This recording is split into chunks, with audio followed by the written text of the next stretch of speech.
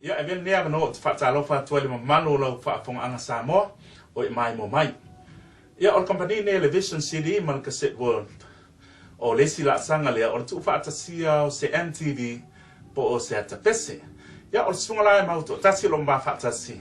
Ia se fsiringia fo le tulanga o lana tā leni. Ia po whena amata mai ai. A o le ale taimi na amata ai na pese. Wai le fo lo whaafonga i tātou pesenga. Ia ma le sunga fo i a Mautoatasi.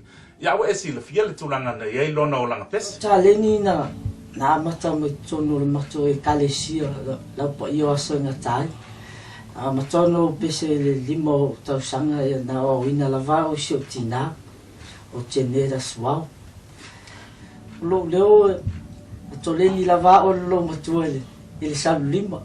Ya mar sabe lima le so e mala.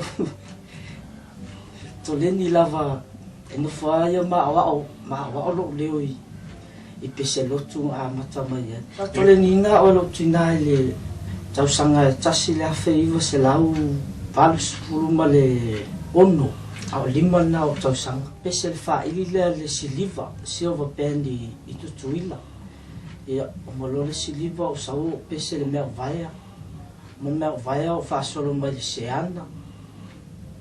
Io o salo tata mol mau io o salo le New Zealand tata va tof to la o faftai lo fionga Vili ma television CD wo o ngole so animalo si a tia I pese ia ma se fo le nei o ma fo le fatino le ninga luenga fainta ma fita ia te o ma se sta mortala ma mano la fainga luet faftai tele la vai alu famolo wanga le o fai fono o la sia nei tulanga sa lilo manatu ai longa tate au ipe ise poena lo se MTV o fe lava se tunu o Samoa, New Zealand, Australia, America.